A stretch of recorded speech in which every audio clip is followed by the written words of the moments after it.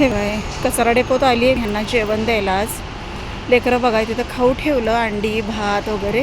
आणि मी जरा लागले तर खायला गोळा झालीत बघा. भितात होती खाऊ घालायला कोण येतं आहे हे असं त्यांना काय माहीतच नाही ना. मी आठवड्यातून एकदा येते, माझी पण जरा कमीच सवय आहे त्यांना.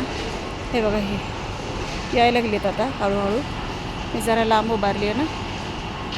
हे वय हे वय खायला लागली आहेत.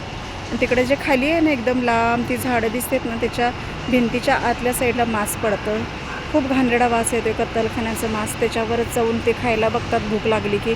पण तिथं जी रोजची कुत्री आहेत ना ती खूप ॲग्रेसिव्ह आहेत. ही वरच्या कुत्र्यांना येऊन देत नाहीत. तशीच जातात भूक लागलं की खातात.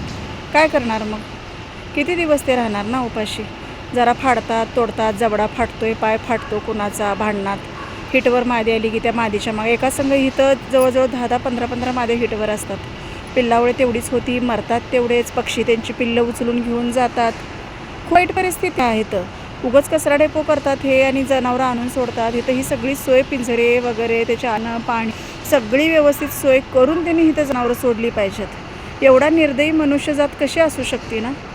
महापालिकेनं ही सगळी ह्या लेकरांची जबाबदारी घ्यायला पाहिजे ना. नाहीत घेत ते. आणून सोडायचं, माणसांना त्रास होतो म्हणायचं, कचरा डेपोत आणून सोडायचं.